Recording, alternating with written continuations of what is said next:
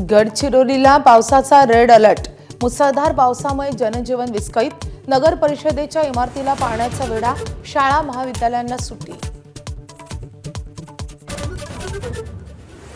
विदर्भात पावसाचं धुमशान। बुलढाणा, वाशिम, गोंदिया, भंडाऱ्यात पावसाचा जोर। चंद्रपूर जिल्ह्यात आज शाळा कॉलेजला सुट्टी।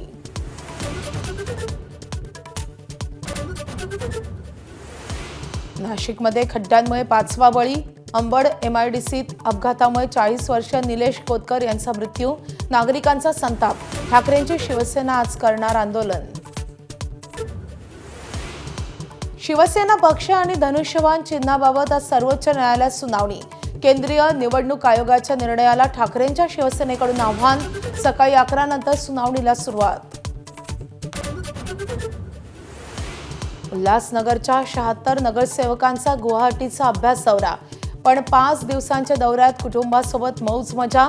65 लाख रुपये झाला खर्च। एफडीएचे आयुक्त तुकाराम मुंढेंचा आता शाळांमधील मध्यान्ह भोजनाकडे मोर्चा। पोषण आहार सकस आणि दर्जेदारच हवा। विनापरवाना अन्न पुरवता येणार नाही, मुंढेंचे आदेश। मराठी न बोलणाऱ्या रिक्षा टॅक्सी चालकांचं काउंटडाऊन सुरू।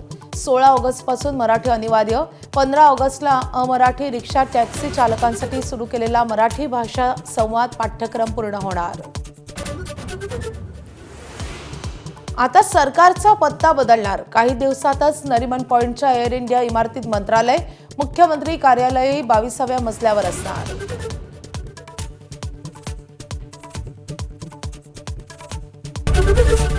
एबीपी माझा, उघडा डोळे बघा नीट।